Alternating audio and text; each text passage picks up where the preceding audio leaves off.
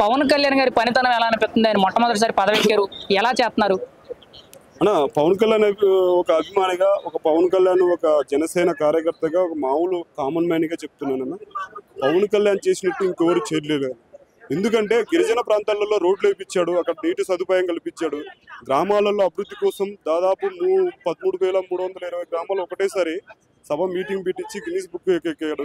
ఇంకొకటి 1 కిలోమీటర్ వృద్ధులో నడిచి గిరిజన ప్రాంతాల్లో రోడ్లు లేనటువంటి ఒక ప్రాంతంలో 1 కిలోమీటర్ పాటు రోడ్లు వృద్ధులో నడిచి తన దగ్గరుండి రోడ్లు వేయించాడు.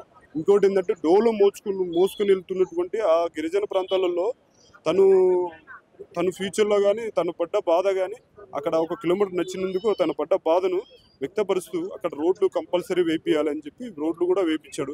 గుంతలు అతుకులు గతుకులు ఉన్నటువంటి రోడ్లను క్లియర్ చేశారు. సో పరిపాలన బాగుంది. అమరావతికి కానీ ఇంకా వేదేదానికి కానీ నిధులు కూడా కేంద్రం నుంచి తెప్పిస్తున్నాడు. ఇందులో నో డౌట్ అన్న పవన్ కళ్యాణ్ పరిపాలన బాగుంది. ఉన్నప్పుడు మీరు చెప్తున్నారు కదా, గిరిజన ప్రాంత ప్రజలకి సదుపాయాలు కల్పిస్తున్నారన్నారు కదా, మరి ఇప్పటి వరకు కూడా ఎంతో మంది రాజకీయ నాయకులు వచ్చారు. మన సీనియర్ ఎన్టీఆర్ గారి టైం కానీ ఇప్పటి వరకు చూస్తూనే ఉన్నాం. మరి ఏ నాయకుడు కూడా గిరిజన ప్రాంత ప్రజలు అంటే కొండల్లోకి వెళ్ళి వాళ్ళకి కనీస సదుపాయాలు కల్పిద్దామని ఏ నాయకుడు కనిపించలేదు. ఈయన ఎందుకు చేస్తున్నారంటారు? ఒకటి, ఫస్ట్ అధికారంలోకి రాకముందే పవన్ కళ్యాణ్ గారు ఏం చెప్పారంటే, నేను ప్రజల కోసం పని చేస్తాను, ఒక సగటు మనిషిగా ఫీల్ అయిపోయి దాన్ని నేను అనుభవిస్తాను అని చెప్పి ఎక్కడైతే సమస్యలు ఉన్నాయో వాటిని ముందు ఐడెంటిఫై చేసుకున్నాడు. ఎక్కడ ఏ సమస్యలు ఉన్నాయి, ఎక్కడ ఏం అభివృద్ధి చేయాలని ఆల్రెడీ రాజకీయంలోకి వచ్చినాక గెలవక ముందే ఏం చేశాడంటే ఐడెంటిఫై చేశాడు. తను చదివిన పుస్తకాలు కానీ తన మైండ్ ఉన్నటువంటి చుట్టుపక్కల ఉన్నటువంటి తను పడ్డ బాధలు కానీ అన్ని కనుక్కొని ఆయన ఏంటంటే దాన్ని రియల్ లైఫ్లో ఎలా చేయాలి, గెలిచిన తర్వాత ఎలా చేయాలని దాన్ని అమలు చేశాడు. సో ఇంతకుముందు రామారావు కాలంలోనే నేను ఒకటే మాట చెప్తాను, అప్పుడంటే సదుపాయాలు సరిగ్గా లేవు, రోడ్లు లేవు, ఏం లేవు. ఇంకోటి ఏంటంటే వెహికల్ వెళ్ళే దుస్థితి కూడా లేదు. సో రామారావు కాలాన్ని వదిలేస్తే మిగతా కాలాన్ని తీసుకుంది. రాను చంద్రబాబు టైం వచ్చింది, మళ్ళీ తర్వాత రాజశేఖర రెడ్డి టైం వచ్చింది, అంతకుముందు కోట్ల విజయసాయి రెడ్డి, లేకపోతే ఆ తర్వాత నాదేళ్ల భాస్కర్ అని నాదేళ్ల మనోహర్ వాళ్ళ డాడీ వాళ్ళది పరిపాలన కూడా నడిచింది. సో ఆ టైంలో ఏంటంటే అప్పుడు గిరిజన ప్రాంతాల ముందు రోడ్లే కాదు కదా, ముందు వెళ్లే దుస్థితి లేదు.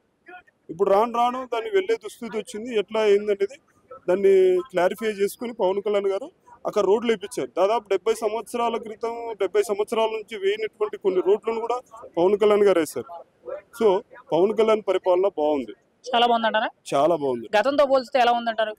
గతంతో చెప్పకూడదండి, గతంను ఏం అనకూడదండి. ఎందుకంటే గతుకులు ఉన్నటువంటి రోడ్లు అట్లే ఉండిపోయినాయి. పరిపాలన అనేది సాగుతూ ఉన్నది, వాళ్ళ ఇష్టం వచ్చిన రాజకీయాలు చేసుకుంటూ సాగుతున్నది. సో గతం పరిపాలన గురించి నేను ఏమన్నాను, గతంలో ఏంటంటే కొన్నిట్లను పట్టించుకోలేదు, కొన్నిట్లను పట్టించుకున్నారు. గతం కంటే ఇప్పుడు బాగుంది, బాగా చేస్తున్నారు. ఇప్పుడు పవన్ కళ్యాణ్ గారు గతంలో ఎన్నో ఇబ్బందులు ఎదుర్కొని రాజకీయాల్లోకి వచ్చారు. 10 ఏళ్ళు ఆటుపోట్లు ఎదుర్కొన్నారు. గతంలో ఆయన మీద ఎంతో మంది ఎన్నో మాట్లాడారు. ఇప్పుడు వాళ్ళందరూ కూడా జైలు పాలవుతున్నారు. ఎందుకని అంటారు? ఏదైనా నోరు మంచిదైతే ఊరు మంచిది అవుతుంది అని ఒక సామెత ఉంది. ఆ సామెతను ఏంటంటే అదుపు తప్పించారు. ఎవరు? పవన్ కళ్యాణ్ పైన తిట్టే ఒక మామూలు వాళ్ళు ఏం చేశారంటే, అధికారము చాలా ఏళ్ళు ఉంటుంది, మనదే 30 ఏళ్ళు ఉంటుంది, 40 ఏళ్ళు ఉంటుంది, మనదే నిరంతరం ఉంటుంది అని చెప్పేసి పాపం ఇష్టం వచ్చినట్టు అడ్డగోళంగా మాట్లాడారు. సో దానికి ప్రతిఫలం అనుభవిస్తున్నారు. ఇక్కడ నేనేం చెప్తున్నా అంటే, ఎవరైనా సరే నోరు అదుపులో పెట్టుకోవాలి, నోరు మంచిదైతే ఊరు మంచిది అవుతుంది. మొన్న రీసెంట్ గా జనసేన పార్టీ ఆవిర్భావ దినోత్సవ సభ జరిగింది కదన్నా. ఆ రోజు పవన్ కళ్యాణ్ గారు మాట్లాడుతూ 11 ఆవిర్భావ దినోత్సవాలు చేసాము, వైఎస్ఆర్సీపీ పార్టీకి 11 సీట్లు ఇచ్చామన్నారు. ఆయన యాక్సిడెంటల్ గా చెప్పారా లేదంటే అనుకొని చెప్పారా అనేది పక్కన పెడితే యాక్చువల్లీ రెండు కూడా మ్యాచ్ అయినాయి. ఖచ్చితంగా అందులో వాస్తవం ఉందంటారా? వాస్తవం లేకుండా పోతుందండి. ఇప్పుడు ఏదైనా సరే ఆపోజిట్ మాట్లాడితే కొన్ని అవకతవకలు వస్తుంటాయి. కానీ పవన్ కళ్యాణ్ మీద ఎంత దారుణంగా మాట్లాడినారో అంత దారుణంగా దెబ్బతినిపోయారు. ఎంత దారుణం అంటే ఇంకా నేషనల్, ఇంటర్నేషనల్, రీజనల్, తర్వాత 3 కార్లు 6 కార్లు అన్నారు, అయిపోయింది. ఆయన ఏం చెప్పాడు? ఫస్టే చెప్పాడు, నా పార్టీ ఇది జనసేన, మిమ్మల్ని పాతాలు తొక్కకపోతే నా పార్టీ జనసేనే కాదు, నా పేరు పవన్ కళ్యాణే కాదని చెప్పాడు. అన్నట్టే నిరూపించాడు. సో 11కు 11 మ్యాచ్ అనేది నేను మాత్రం 100% ఒప్పుకుంటానండి. 11 సంవత్సరాల తర్వాత 12వ సంవత్సరం 11 తెప్పించాడు, 12వ సంవత్సరం అయిపోయింది. సో అవతల పార్టీని ఇంకా తిట్టకూడదు. ఒకటే చెప్తున్నాను, ఒకటే మైండ్ సెట్తో చెప్తున్నాను, మన పార్టీ, మన కూటమి, మన పవన్ కళ్యాణ్ గారు బాగా చేస్తున్నారు కాబట్టి అది నిరంతరం కొనసాగాలి మంచిగా. ఇంకా ఇంకా ఇంకా ఇంకా పై స్థాయికి వెళ్ళాలి పవన్ కళ్యాణ్ గారు. సో గత ప్రభుత్వం గురించి చాలా అవినీతులు జరిగినాయి, అన్ని లెక్కలన్నీ తీస్తున్నారు అసెంబ్లీలో. నేను ఒకటే చెప్తున్నాను, గత ప్రభుత్వం గురించి మర్చిపోండి.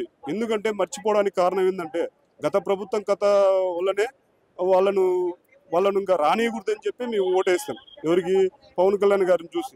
సో గత ప్రభుత్వం గురించి మాట్లాడదు. అవినీతులు ప్రతి ప్రభుత్వంలో జరుగుతున్నాయి.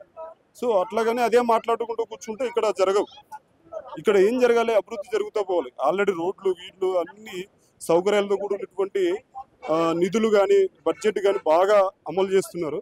సో నేను ఒకటే చెప్తున్నాను, కూటమి ప్రభుత్వం బాగా నడుస్తుంది. అన్న ఫైనల్ గా పవన్ కళ్యాణ్ గారి మీద మీ అభిప్రాయం ఏంటి? ఇంకా అభిప్రాయం అంటే ఏం చెప్పాలి, పవన్ కళ్యాణ్ అంటే అభిమానం. పవన్ కళ్యాణ్ ఇప్పుడు మాకు రాజకీయ పరంగా మేము ఒక డివోటీ, ఆయనకు ఒక గాడ్ అయిపోయాడు, దేవుడు అయిపోయాడు. ఇంకోటి ఏంటంటే పవన్ కళ్యాణ్ గారిని మేము ఒకటే కోరుతున్నాం, ఎక్కడైనా కానీ అభివృద్ధి అంటే మీరే గుర్తు రావాలేటట్టుగా ఇంకా పని చేయాలి.